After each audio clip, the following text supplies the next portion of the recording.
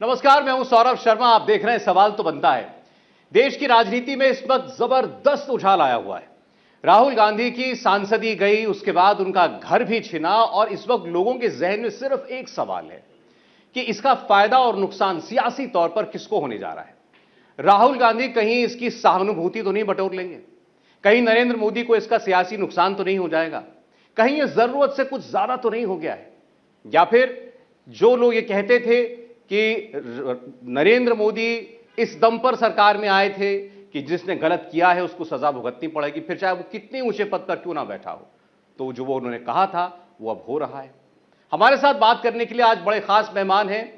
स्वागत करना चाहते हैं केंद्रीय जल शक्ति मंत्री गजेंद्र शेखावत जी का। सर, बहुत स्वागत है आपका। प्रोग्राम हमारा है सवाल तो बनता है, तो आज बहुत सारे सवाल करने हैं आपसे। जैसे मैंने शुरुआत की, आज लोगों में चर्चा यह है कि कहीं आपने राहुल गांधी को विपक्ष का हीरो नंबर 1 तो नहीं बना दिया, जो बात पहले चल रही थी। आज पूरे देश में जहां देखिए राहुल गांधी की चर्चा हो रही है। देखिए, मुझे लगता है कि जो कुछ हुआ है उसके साथ सरकार को या नरेंद्र मोदी जी को बेवजह टैग किया जा रहा है। राहुल गांधी जी ने एक स्टेटमेंट दिया, जिस स्टेटमेंट में उन्होंने एक जाति विशेष के लोगों का अपमान किया। उससे व्यतीत होकर के सूरत की न्यायालय में किसी व्यक्ति ने न्यायवाद दायर किया। न्यायालय ने ड्यू प्रोसीडिंग्स करके पूरी सुनवाई करके उसमें अपना फैसला सुनाया। फैसला सुनाने से पहले राहुल गांधी जी को माफी मांगने का अवसर प्रदान किया, जिसे उन्होंने ठुकरा दिया। और उसके बाद जब न्यायालय ने फैसला सुना दिया, उस फैसले के अनुरूप उसके फॉलोआउट में जितनी जो कुछ हो सकता है वो सब होना था। किसी व्यक्ति को 2 साल की सजा सुनाई जाए, भारत का जनप्रतिनिधित्व कानून कहता है 1951 का कि उसकी सदस्यता चली जाएगी। अब न तो जनप्रतिनिधित्व कानून मोदी जी ने बनाया, न फैसला मोदी जी की सरकार ने किया। तब जो कुछ फैसला हुआ, उस फैसले के लिए जिम्मेदार या उसके बाद में उसकी अनुक्रम में जितने फैसले हुए, उसका जिम्मेदार मोदी जी को या सरकार को ठहराना, ये कहां तक उचित? कांग्रेस पार्टी एक एक बात के लिए मोदी सरकार को जिम्मेदार ठहराती है। आप चाहते तो मैं उसकी कांग्रेस पार्टी के एक एक आरोप में जा सकता हूं। जैसे वो ये कहते हैं कि ये तो पूरा एक षड्यंत्र था। राहुल गांधी ने जब से अडानी को लेकर के स्पीच पार्लियामेंट में दी, तब से मौका ढूंढ रही थी आपकी सरकार कहां राहुल गांधी को फंसाएं। तो उसके लिए पहले तो यह ढूंढा गया मौका कि इन्होंने जाकर कैम्ब्रिज में जो स्पीच दी है, तो फिर राहुल गांधी माफी मांगो कैंपेन चलाया। पहले यह सोचा कि पार्लियामेंट में कमेटी बना करके इनकी सांसदी जो है सस्पेंड करा दी जाए। वो काम हो नहीं रहा था। फिर इतने में याद आ गया कि सूरत वाला मामला चल रहा है, वहां पर स्टे लगा हुआ था हाईकोर्ट का स्टे हटवाया और 1 महीने के अंदर 2 साल की सजा सुनवा दी। मैं आपसे एक प्रश्न, ये कांग्रेस का आरोप है। मैं एक प्रश्न करना चाहता हूं कांग्रेस के मित्रों से, आपके माध्यम से। कैम्ब्रिज का जो स्टेटमेंट था, कांग्रेस के लोगों की मुझे जानकारी नहीं, बाकी देश का हर एक आदमी उससे आहत हुआ था। क्या भारत जो लोकतंत्र की जननी है, भारत जहां सबसे समृद्ध लोकतंत्र है, भारत जहां लोकतंत्र को लेकर के लोकतंत्र में देश के 140 करोड़ लोगों की आस्था है, उस लोकतंत्र पे यदि आप प्रश्न चिन्ह खड़ा कर रहे हैं, तो निश्चित रूप से लोकतांत्रिक परंपराओं से आहत हुए लोगों को उसके लिए राहुल गांधी जी से प्रतिप्रश्न करना बनता भी था। और इसी के चलते राहुल गांधी जी माफी माफी मांगना चाहिए। उन्होंने देश के लोकतंत्र का अपमान किया, वो माफी मांगे। ऐसा करके संसद में इस विषय को भारतीय जनता पार्टी और एनडीए के सांसदों ने रखा था। यहां तक अब इसके साथ में सूरत के केस को कनेक्ट करना, जोड़ना, मुझे लगता है ये तो किसी एक विषय को जिसका दूसरे से कोई संबंध नहीं है, जबरदस्ती उसके संबंध के तारतम्य में केवल और केवल अपने आप को अपनी गलती के कारण से हुई सजा से अपने आप को बचने के लिए, बदनामी से बचने के लिए जस्टिफाई करने का तरीका मात्र। मैं आता हूं उसमें पहले तो उन्होंने ये जो राहुल गांधी माफी मांगो वाली बात है, कांग्रेस पार्टी तो ये कह रही है कि हमें बीजेपी ने कई बार अप्रोच किया इस बात के लिए कि आप अडानी का मुद्दा भूल जाओ, हम ये कैम्ब्रिज की स्पीच वाला मुद्दा वापस ले लेंगे। मुझे नहीं लगता कि किसने और किसको अप्रोच किया है। यदि मुझे इसके विषय में जानकारी नहीं है, मुझे टिप्पणी नहीं करना चाहिए, लेकिन यह संभव नहीं है।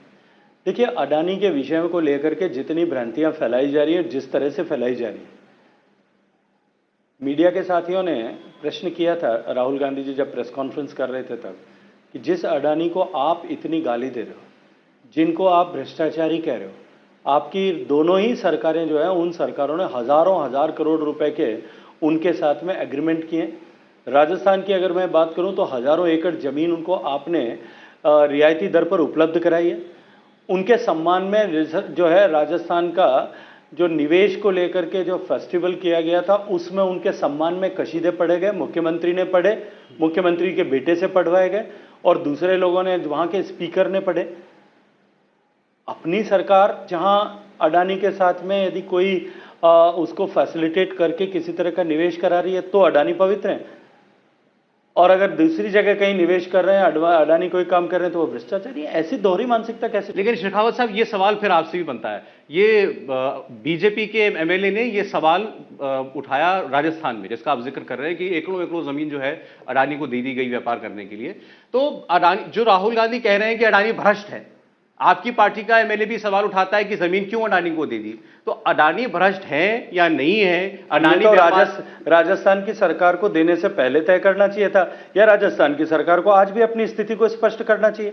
आज भी वो जो है जमीनें उनको दी गई हैं और उनको फैसिलिटेट कर रहे हैं, तो वहां अगर राजस्थान में निवेश करे अडानी तो पवित्र है, और देश के दूसरे कोने में जाकर के बीजेपी रूलिंग स्टेट में जाकर के करे तो वो जो है अपवित्र हो गया। लेकिन मानसिकता कैसे हो? सर, जनता तो कंफ्यूज हो गई ना। राहुल गांधी मोदी सरकार से सवाल पूछते हैं और बीजेपी कांग्रेस सरकार से सवाल पूछ रही है, अडानी बीच में अडानी। हाँ, तो मुझे लगता है वो जो भारतीय जनता पार्टी के विधायक का जो प्रश्न है, उसके प्रश्न के पीछे मंशा ये है कि जिस अडानी को लेकर के सरकार देश भर में घेर रही है, उस अडानी को आप यहां फैसिलिटेट क्यों कर रहे हैं?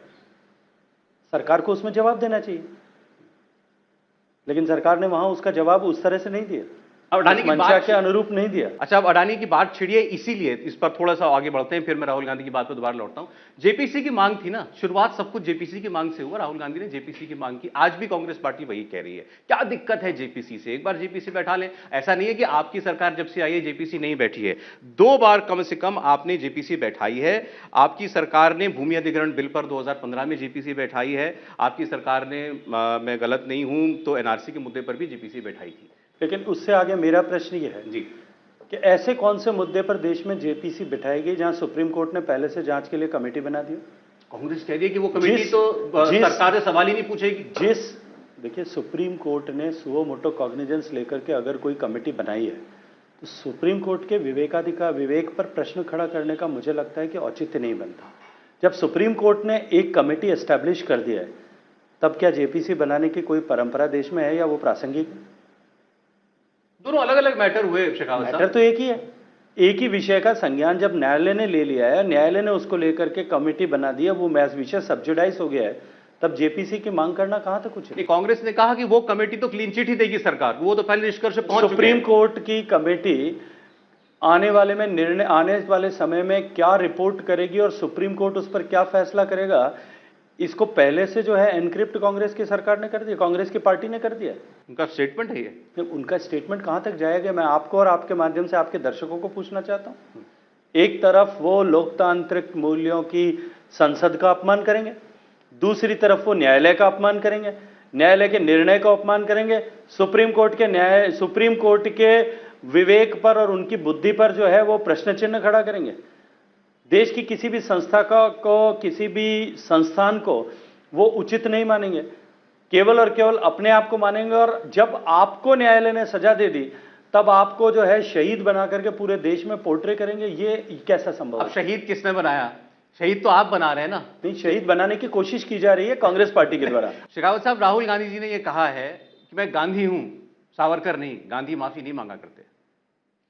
देखिए, देश के लिए जिन लोगों ने शहादत दी, देश के लिए स्वतंत्रता संग्राम में जिन लोगों ने अपना जीवन और जवानी समर्पण किया, मुझे लगता है कि उनके बीच में तुलनाएं करना ये मानसिक क्षुद्रता का प्रतीक है, ओछी मानसिकता का प्रतीक है। जिसने देश के लिए उस महान स्वतंत्रता आंदोलन में जिन महान लोगों ने तनिक सा भी योगदान किया था, वो सब लोग देश के लिए प्रणम्य हैं, देश के लिए आराध्य हैं और देश के लिए श्रद्धा का केंद्र है। और सावरकर को यदि महसूस करना हो तो एक बार जाकर के उस अंडमान निकोबार की सेलुलर जेल में आंख बंद करके 15 मिनट तक बैठना चाहिए। आप बैठ करके वहाँ देखिएगा, आपको वहाँ की दीवारों का क्रंदन जो है वो इतने दशक बीत जाने के बाद में भी आज भी वो आपके कानों में महसूस होगा। जो उस समय सावरकर और सावरकर जैसे वहाँ कैदी जो दूसरे थे, उनकी कठोर यातनाओं को देख करके जो आवाज़, जो क्रंदन उन दीवारों ने उस समय में किया होगा, वहाँ की आबो-हवा को महसूस करके देखिए। कोर्ट का फैसला आया, आपने कहा टेक्निकल मामले, ये सब तो कानून का मामला है। लोकसभा के सेक्रेटेरिएट ने आदेश जारी कर दिया, उनकी पार्लियामेंट की सदस्यता चलेगी, चलिए ठीक है। फिर घर छीन लिया उनका। अब वो कह रहे हैं कि भाई कुछ अच्छा, जो मोहलत देते सदस्य नहीं है जी, और जिसकी सदस्यता समाप्त हो गई है, किस कानून के तहत उसको घर में रहना चाहिए, उसको रहने का अधिकार देना मैं आपको खड़गे साहब का रिएक्शन बता सकता हूं इस पे, जो कांग्रेस के प्रेसिडेंट हैं। वो ये कह रहे हैं कि सारी कोशिशें करेंगे राहुल गांधी को कमजोर करने के लिए, उनका घर भी उनसे ले लेंगे, वो अपनी माताजी के साथ रह सकते हैं, चाहे तो मेरा घर ले लें, मैं अपना घर उनके लिए खाली कर दूंगा। इसके आगे उन्होंने जो इंपॉर्टेंट बात की कि ये सरकार ये सब कुछ करती है ह्यूमिलिएट करने के लिए, बेइज्जत अपमानित करने के लिए ये करती है। मुझे भी 6 महीने के बाद घर दिया था। ठीक है, रामविलास पासवान जी जब नहीं रहे, उनका घर खाली हुआ था कि नहीं हुआ? इस सरकार में कौन ऐसा उदाहरण है? देखिए, पहले इस देश तो में उनका ऐसा बेटा भी सड़क पर खड़ा था ना। जैसे इस देश में ऐसा पहली बार नहीं हुआ है। इस देश में अनेक बार, अनेक उदाहरण, पुराने अगर उदाहरण उठा करके देखेंगे तो ऐसा ही होता था कि लोग दिल्ली के घरों को अपना पैतृक आवास समझ करके अनेक अनेक वर्षों तक सांसद न रहते हुए भी, किसी पद पर न रहते हुए भी उनमें बने रहते थे, जमे रहते थे। लेकिन अब व्यवस्थाओं पर चलने वाली सरकार है। जो सरकार ने जो नियम है, जो कानून है, उसके तहत नोटिस दिया है। नोटिस के बाद में अगर वो जो उनके पास में कानूनी अधिकार है कि वो रिटेन करके, रेंट पे करके उसको रिटेन कर सकते हैं, स्टिपुलेटेड टाइम तक रिटेन कर सकते हैं, उस अधिकार को वो एक्सरसाइज करें। किसी ने चुनौती नहीं दी है। क्या राहुल गांधी ने भी चुनौती नहीं दी? उन्होंने तो चिट्ठी लिख के कह दिया कि मैं घर खाली कर दूंगा। लेकिन कांग्रेस पार्टी कह रही है ये छोटे दिल की सरकार है, छोटे दिल की राजनीति कर रही है। मुझे लगता है इस पर टिप्पणी करने की आवश्यकता नहीं है, क्योंकि देश देख रहा है और देश जो कुछ हो रहा है इसको बहुत बारीकी के साथ देख भी रहा है और समझ भी रहा है कि देश में जो वर्तमान की सरकार है वो न भ्रष्टाचार को स्वीकार करेगी, न देश विरोधी गतिविधियों को स्वीकार करेगी, न देश के विरुद्ध चलने वाले आतंकवाद को स्वीकार करेगी। केवल और केवल देश का सम्मान बढ़ाने और देश के गरीब आदमी के जीवन में परिवर्तन ला करके देश को खुशहाल बनाने के लिए काम कर रही है। जी, अब जहां से हम जो शहादत की हम बात कर रहे थे, अभी तो एक इसी बात पर चर्चा चल रही है कि राहुल गांधी अपील करेंगे कि नहीं करेंगे अपनी सजा के खिलाफ। देखिए 5 दिन तो हो चुके हैं, उनका कोई वकील अभी कोर्ट में नहीं गया है। आप लोगों ने भी ये सवाल पूछा कि चैलेंज क्यों नहीं किया। कुछ मामलों में तो 24 घंटे के अंदर पहुंच गए थे, बल्कि 1 घंटे के अंदर सुप्रीम कोर्ट पहुंच गए थे। अब अगर वो चैलेंज नहीं करते हैं तो समझिए आगे क्या होगा। 1 महीने में भी अगर वो नहीं जाते तो उनकी बेल जो है 1 महीने में खत्म हो जाएगी। उनको क्या पता वो जेल जाना चाह रहे हो, कौन जाने। तब वो इस पिच पर जाएंगे। कर्नाटक का चुनाव सर के ऊपर खड़ा हुआ है, सारी पब्लिक ओपिनियन सोचिए कैसे मोल्ड होगी। आपको डर, आपको राजनीतिक तौर पर इसका क्या असर होगा नजर आ रहा है? देखिए, वो क्या करेंगे इसके बारे में मैं कोई भी कयास नहीं लगा सकता। नहीं, ठीक बात है। न मेरा अधिकार है, न मेरा काम भी है।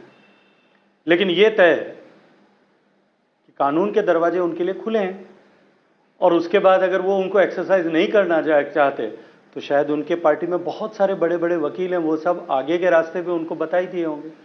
अब निर्णय उनको करना है, उनके निर्णय पर उनको क्या लाभ और हानि होगी इसका विचार और चिंतन भी उनको ही करना है। सरकार तो उनके बिहाफ पर जाकर के कोर्ट में अपील दायर नहीं कर सकती।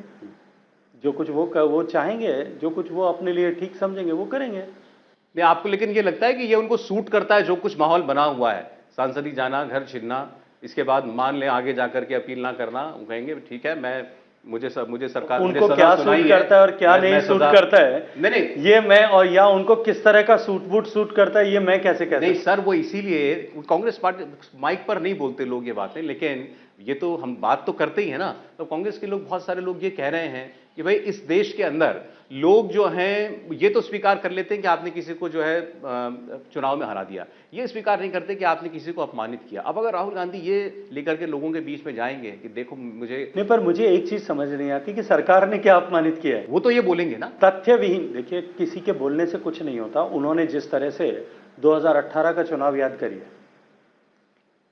कितनी बार मंच पर खड़े होकर के, माइक पर खड़े होकर के, प्रेस में खड़े होकर के, लोकसभा के पटल पर खड़े होकर के उन्होंने रफाल को लेकर के तथ्यहीन टिप्पणियां की थी।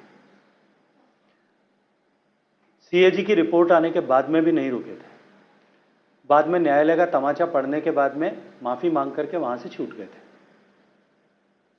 इस तरह का भ्रम पैदा करने की कोशिश, तमाम कोशिश के बावजूद भी परिणाम क्या हुआ? देश की जनता ने और अधिक बढ़कर के माननीय मोदी जी को आशीर्वाद दिया। इसलिए झूठ पैदा करना, झूठ को दौड़ाने की कोशिश करना और उसके सहारे वैतरणी पार करना, ये प्रयास करने वाले निश्चित रूप से डूबते ही हैं। क्योंकि देश का लोकतंत्र 75 साल का हो गया है और देश का मतदाता अब अपना भला और बुरा क्या है, कौन देश के हित में काम कर रहा है और कौन सत्ता प्राप्ति के लिए, सत्ता प्राप्ति की छटपटाहट में इस तरह से जबरन शहीद होने की कोशिश कर रहा है, अब देश का मतदाता इसको समझता भी है और समझ करके अपना व्यवहार करता है। शेखावत साहब, मुझे तो कांग्रेस के एक नेता ने ये कहा कि बीजेपी को याद रखना चाहिए कि मोरारजी भाई ने इंदिरा गांधी के हाथों में हथकड़ी पहनाई थी और उसके बाद क्या हुआ था, वही राहुल गांधी के साथ हो रहा है। चलिए, ये तो समय आएगा तो पता चलेगा। क्योंकि 2018 का उदाहरण जो मैंने दिया, एक बार फिर कहूंगा कि वो आपके और मेरे दोनों के सामने है। अब प्रियंका गांधी का आपने भाषण शायद सुना हो। प्रियंका गांधी ने कहा कि अब ये वो वक्त है जहां से सब कुछ बदलना शुरू होगा। उनको लगता है कि ये यहां से इस देश की राजनीति करवट लेने वाली है। उनको लगता है कि अति हो चुकी है इस बार और जनता अब सिला देने वाली है आपको, आपकी सरकार। चलिए, मेरी शुभकामनाएं उनके साथ में। उनका कहना है कि अपमान कितना करेंगे, मेरे भाई को मीर जाफर कह दिया, गद्दार कह दिया, मेरे परिवार ने शहादतें दी हैं, कहां तक हम सहें और देश भी कितना कितना सहेगा। मतलब उनका सारा जोर है कि मेरे परिवार के पीछे क्यों पड़े हैं, मेरे पिता ने बलिदान किया है, मेरी दादी की शहादत हुई है, पार्लियामेंट के अंदर नेहरू सरनेम क्यों नहीं लगाते, क्यों शर्माते हैं, ये प्रधानमंत्री कह रहे हैं। उनकी तो सांसदी नहीं छीनी गई, उनको तो किसी ने सजा नहीं दी। पार्लियामेंट में कहने के से व्यतीत होकर के उन्होंने किसी तरह की कार्रवाई की थी? साहस तो करते, स्पष्टीकरण तो करते कि खुला होकर खड़े होकर के कि उन्होंने क्यों नहीं लगाया था सर ने। स्पष्टीकरण तो करना चाहिए ना। मोदी शब्द का अपमान करके, मोदी जाति का अपमान करके पूरे ओबीसी वर्ग का अपमान किया था, उसके खिलाफ में खड़े होकर के शिकायत भारतीय जनता पार्टी ने या सरकार ने नहीं की थी। किसी ने साहस करके शिकायत की थी, न्यायालय ने अपना निर्णय किया है। वो या उनसे जुड़ा हुआ कोई व्यक्ति या उस समाज से जुड़ा हुआ कोई व्यक्ति वो साहस करके जाके कहता। पार्लियामेंट में तो वैसे भी, पार्लियामेंट में कहीं भी किसी विषय को लेकर के तो किसी न्यायालय में वाद हो नहीं सकता जी। तो इसके बाहर में जाकर के इसके ऊपर अगर कोई उसके पास कानूनी मार्ग था तो लेना चाहिए। अब आपने इसको ओबीसी का मुद्दा बनाया कि जो कोर्ट में मामला गया कि ओबीसी समुदाय का राहुल गांधी ने अपमान किया है। राजस्थान के मुख्यमंत्री ने इसका जवाब दिया, अशोक गहलोत ने। उन्होंने कहा कि मैं ओबीसी हूं, 3 बार का मुख्यमंत्री हूं। उन्होंने तो अपना वो किस उप जाति से आते हैं वो भी गिना दी, मैं इस समाज से आता हूं, 3 बार मुख्यमंत्री मुझे कांग्रेस पार्टी ने बनाया। इससे बड़ा क्या उदाहरण चाहिए आपको कि ये पार्टी, ये नेता अपमान करेंगे ओबीसी समाज का? ओबीसी समाज को आरक्षण देश में किसने दिया था? वो तो श्रेय ले रहे हैं उसका। कांग्रेस पार्टी कितने वर्षों तक सत्ता में थी, लेकिन उन्होंने मंडल कमीशन का रिपोर्ट को लागू करके क्या आरक्षण? सर, वो श्रेय ले रहे हैं। उन्होंने कहा कि तैयारी हमने कर रखी थी। देखिए, मुझे लगता है कि ये तो इससे ज्यादा हास्यास्पद कुछ नहीं हो सकता। ये विश्वनाथ प्रताप सिंह थे कि जिन्होंने आरक्षण दिया। राजस्थान में पंचायती राज को आरक्षण में ओबीसी समुदाय को आरक्षण किसने दिया, इसकी भी एक बार चर्चा उनसे करनी चाहिए। वो एकमात्र एमएलए उस जाति के होने के बावजूद भी मुख्यमंत्री हैं। ये जादू, इसीलिए शायद मुझे लगता है कि उनको सब लोग जादूगर कहते हैं। नहीं तो या वो भी अपने आप को जादूगर कहलाना पसंद करते हैं। क्या वजह है फिर उनके मुख्यमंत्री होने की? मैं इसलिए तो कह रहा हूं कि इसीलिए तो वो ये वजह तो सचिन पायलट से पूछा जाना चाहिए कि क्या वजह है। मेरे बजाय वो सही जवाब उसके लेकर के देंगे। नहीं तो ये या उनकी पार्टी के लोगों को पूछा जाना चाहिए। मैं तो ये मानता हूं कि शायद उनकी जादूगरी है। नहीं, उनका ये तर्क कि मेरे इस वर्ग से आने के बावजूद मैं मुख्यमंत्री हूं, ये प्रमाण है इस बात का कि ओबीसी का सम्मान होता है हमारे यहाँ। देखिए, ये ओबीसी समाज का सम्मान है। ओबीसी समाज का सम्मान होता तो ओबीसी में बहुत सारी जातियां थी, ओबीसी की बहुत सारी जातियां थी। राजस्थान में परसराम मदेरणा ओबीसी के सबसे बड़ा चेहरा थे। मदेरणा साहब के चेहरे पर चुनाव लड़ा गया था 98 का।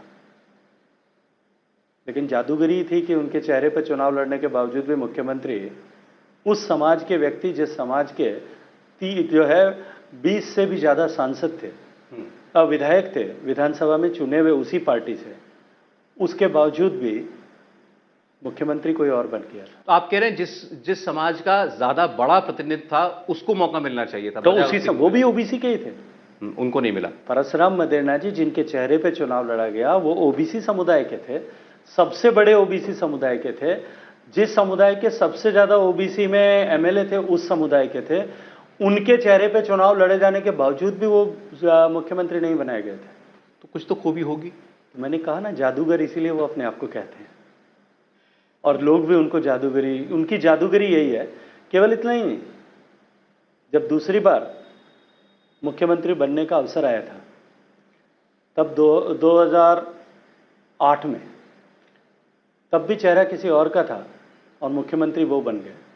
2013 में अगेन एक ओबीसी समुदाय के युवक ने 5 साल तक मेहनत करके राजस्थान में सत्ता परिवर्तन किया था, लेकिन रातों रात फिर वही उस पूरे ओबीसी समुदाय को दरकिनार करके और अकेले जिस जाति से आते हैं उसके मुख्यमंत्री वो बन गए। तो कहीं ना कहीं तो जादूगरी होगी मित्र। राजस्थान में थोड़ी राजस्थान की हम लोग बात कर लेते हैं। राजस्थान का चुनाव बहुत दूर नहीं है इस वक्त, अब आपको नया प्रदेश अध्यक्ष भी मिला है इस बार राजस्थान के लिए। राजस्थान के लिए आपकी पार्टी बड़ी कॉन्फिडेंट नजर आ रही है। अशोक गहलोत और सचिन पायलट, एक बटी हुई कांग्रेस पार्टी जरूर नजर आती है। उस बीच अभी राहुल गांधी का डिस्ट्रैक्शन आप कह सकते हैं कि ये भी हो गया है, तो बहुत से लोगों को लगेगा कि बड़ा केक वॉक है इस वक्त बीजेपी के लिए। लेकिन सचिन पायलट जो हैं वो बड़ी जी जान से लगे हुए हैं, उनके बारे में आपका क्या आंकलन है? मतलब वो कहते हैं कि भाई मैं कुछ भी हो जाए ये मौका हाथ से नहीं जाने दूंगा। ये सचिन पायलट जी जान से लगे हैं, उनकी पार्टी में क्या निर्णय होगा उसके ऊपर टिप्पणी मुझे नहीं करना चाहिए, लेकिन मैं इसको दूसरी तरह से देखता हूं। इसलिए नहीं कि उनकी पार्टी में विग्रह है, उनकी पार्टी में आपस में फूट है, या उसके कारण से क्या चुनाव के परिणाम होंगे, मैं इसे दूसरी तरह से देखता हूं। पिछले 4 साल से ज्यादा समय, लगभग अब तो 4.5 साल होने वाले, जो ये सिर फुटअव्वल रही, इस सिर फुटअव्वल के कारण से सरकार का और सरकार के मुखिया का ध्यान केवल और केवल कुर्सी बचाने पर बना रहा, और उसके कारण से राजस्थान की करोड़ों जनता व्यथित हुई है, पीड़ित हुई है, अपमानित हुई है, शोषित हुई है और दुखी हुई है। राजस्थान जैसे प्रदेश में जो शांति और सौहार्द का प्रदेश था, वहां अपनी सत्ता को बनाए रखने के लिए जिस तरह से तुष्टीकरण किया गया, उसने राजस्थान की फिजा को बदल दिया। राजस्थान जो महिलाओं के सम्मान के लिए जाने जाने वाला प्रदेश था, जिसका स्मरण आते ही मीराबाई, रानी पद्मिनी, जिसका स्मरण आते ही पन्नाधाय, गोराधाय, कर्माबाई, उन सब का नाम जो है छवि और उनका नाम सामने स्मरण में आता था, उस राजस्थान को रेप कैपिटल बना दिया। उन्हीं की पार्टी के मंत्री जो सरकार में मंत्री हैं, आज भी मंत्री हैं, जो माननीय मुख्यमंत्री के सलाहकार और डेजिग्नेटेड मिनिस्टर हैं, स्टेट मिनिस्टर का डेजिग्नेशन है और मुख्यमंत्री के सलाहकार का डेजिग्नेशन है, वो फ्लोर ऑफ द हाउस पर खड़े होकर के कहते हैं एक मंत्री के लिए कि तुमने 50 करोड़ का भ्रष्टाचार किया और मंत्री से जवाब नहीं दिया सूझता।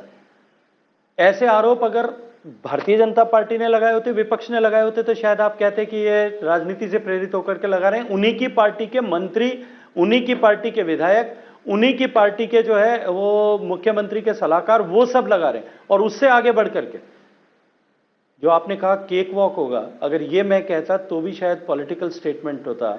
उन्हीं की पार्टी के मंत्रियों ने, पार्टी के विधायकों में, पार्टी के और दूसरे जिम्मेदार कार्यकर्ताओं में होड़ लगी है।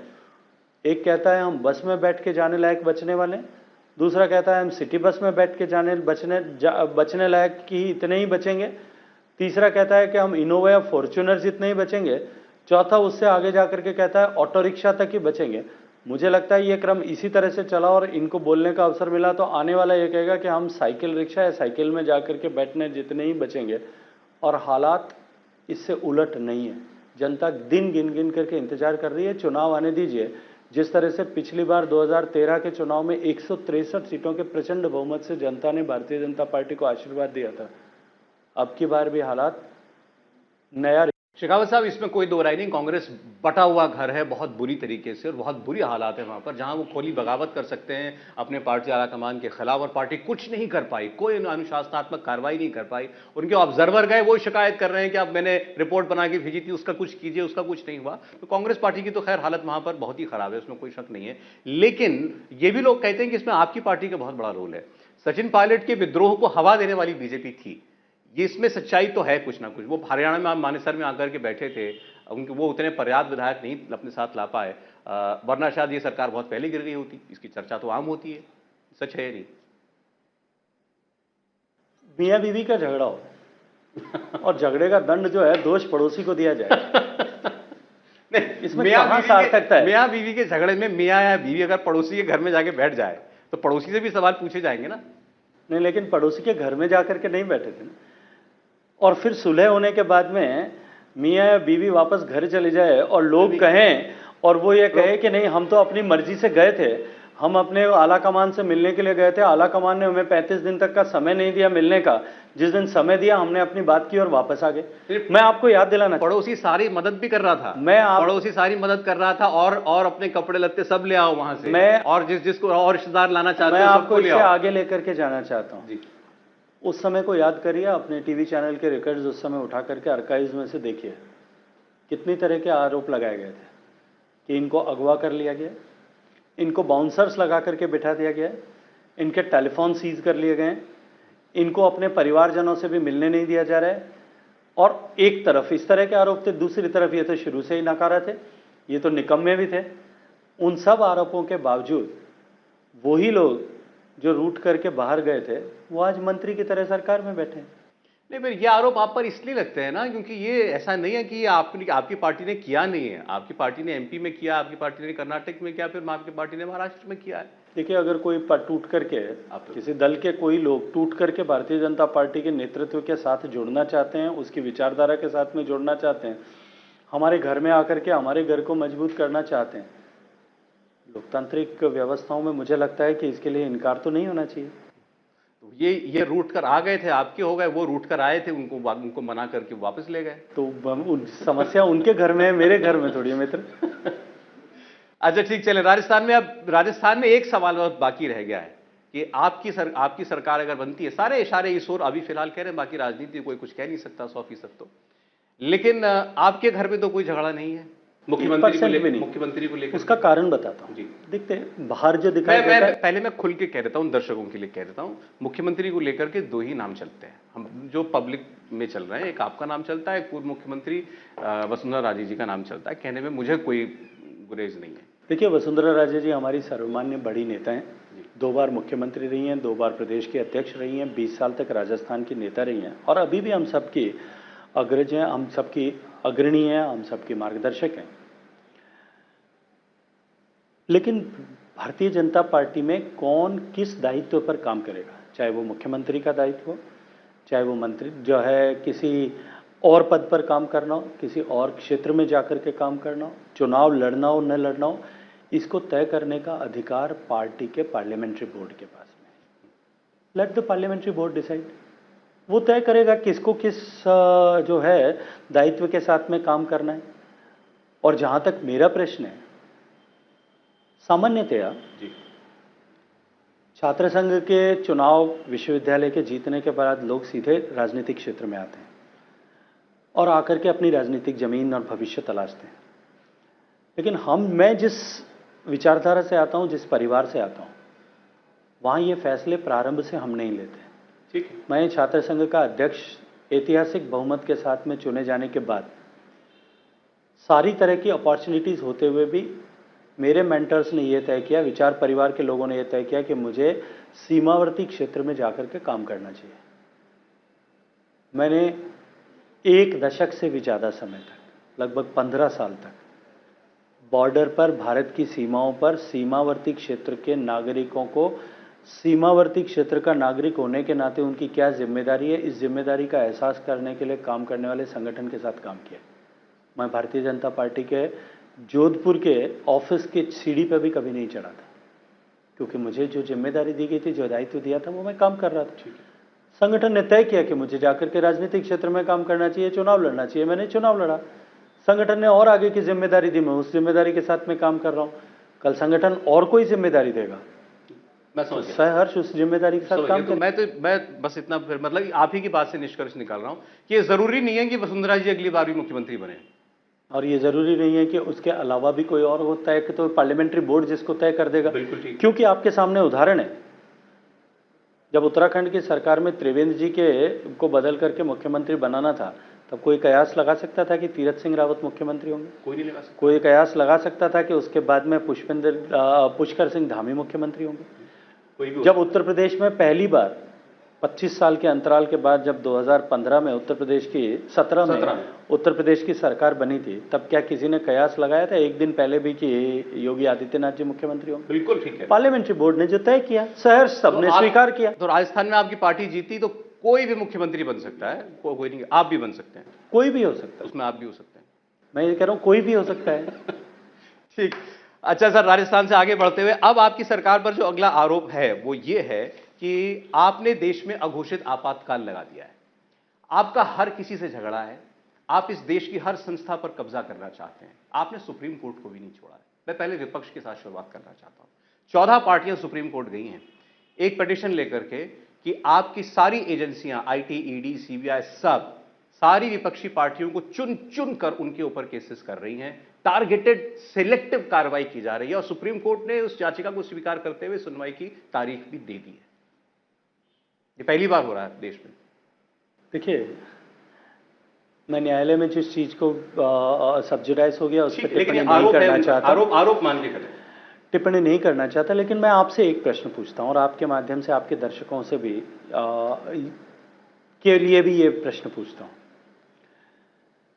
इतनी सारी कार्रवाइयां पिछले दिनों में हुई, भ्रष्टाचार के प्रति हमारा जीरो टॉलरेंस है और देश की सुरक्षा के साथ खिलवाड़ करने वाले लोगों के प्रति भी जीरो टॉलरेंस है।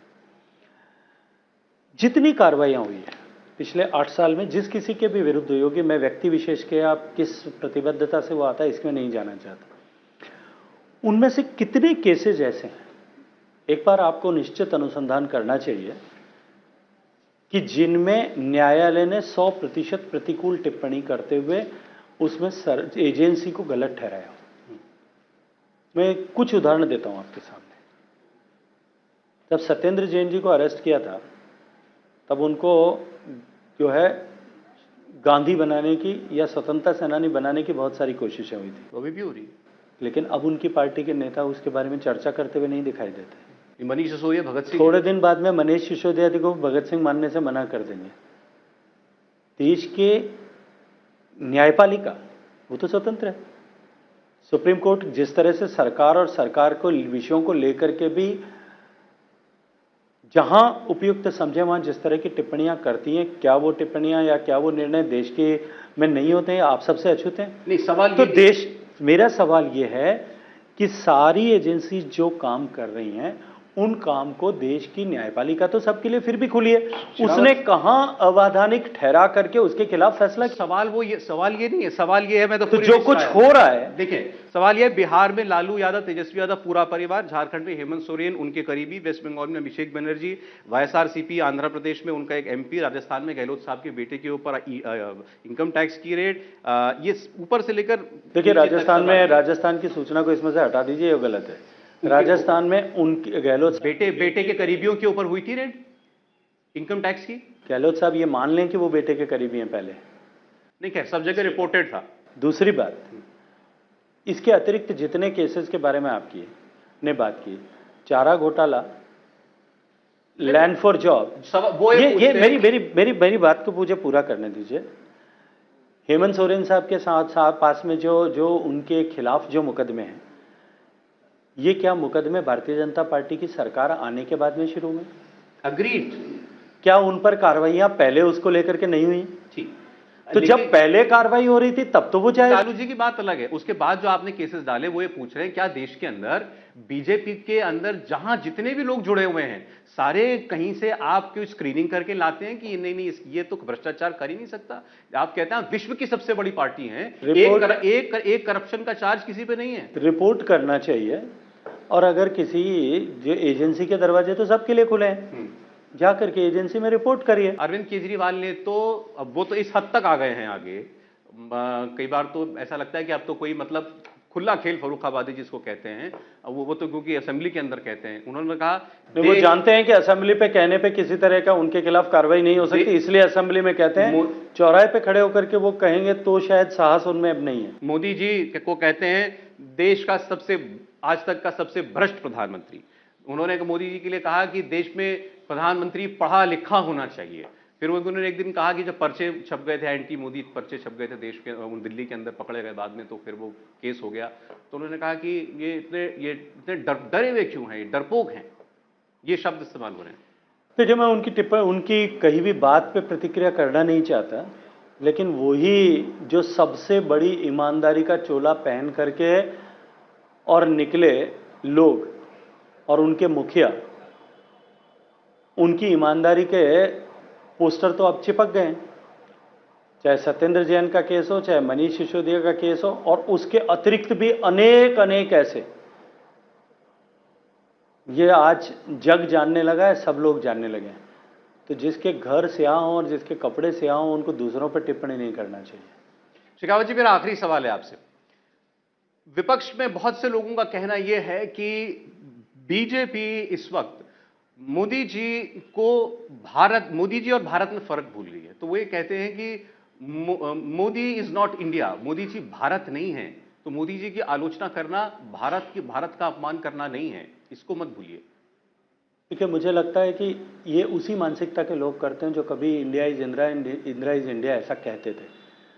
मोदी जी तो अपने आप को प्रधानमंत्री भी नहीं, देश का प्रधान सेवक कहने वाले व्यक्ति हैं। गरीब को गणेश मान करके विकास की दौड़ में अंतिम पंक्ति में खड़े व्यक्ति के जीवन में परिवर्तन लाने के लिए काम करने वाला नरेंद्र मोदी है। देश के 68% महिलाएं जो आजादी के 68 साल बाद में भी खुले में शौच के लिए अभिशप्त थी, और पूरी दुनिया जिसके लिए भारत की तरफ उंगली उठा करके कहती थी, उन 68% महिलाओं के जीवन में सम्मान की स्थिति ला करके उनकी गरिमा को जो है स्थापित करने वाला मोदी है। करोड़ों लोगों को, गरीबों को घर नहीं था रहने के लिए, माताओं को खुले में रहना पड़ता था या टपकती हुई छत में अपने बच्चों को सुलाना पड़ता था, उनको घर देने वाला मोदी है। करोड़ों महिलाओं के आंखों के आंसू धुएं के कारण से जो आते थे, उनको पहुंच करके क्लीन फ्यूल देने वाला मोदी है। 16% घरों तक पीने का पानी केवल पहुंचता था, इस लक्ष्य के साथ में काम करने वाला कि हर घर तक हम पीने का पानी पहुंचा करके देश की 80 करोड़ परिवारों को हम जो है वो पानी ढोने के अभिशाप से मुक्त करेंगे, इसकी चिंता करके इस दिशा में आगे बढ़ाने वाला मोदी है। देश के गरीब की चिंता करने वाले मोदी के उत्कर्ष को देख करके जो लोग तिलमिलाए हुए हैं, वो इस तरह के अनर्गल, झूठे, तथ्यहीन, आधारहीन आरोप गढ़ करके, लगा करके, कीचड़ उछाल करके अपनी राजनीतिक महत्वाकांक्षाओं की पूर्ति करने की कोशिश करते हैं। लेकिन मैं फिर कहूँगा कि देश का लोकतंत्र 75 साल का हो गया है। देश का मतदाता जो है, जो देश का भविष्य डिसाइड करने वाला, वो पढ़ा लिखा युवा है। वो अपनी जो है लाभ और हानि, और देश की लाभ और हानि, इन दोनों को अच्छी तरह से देखता और समझता है और उसी के अनुरूप निर्णय करता है। गजेंद्र शेखावत जी, मुझे कहना पड़ेगा, आपने सवाल तो बनता है, मैं हर सवाल का बिल्कुल सीधा जवाब दिया। बहुत शुक्रिया आपके समय के लिए, आपका बड़ा व्यस्त रूटीन था। बहुत धन्यवाद हमारे लिए वक्त निकालने के लिए, बहुत शुक्रिया आपका।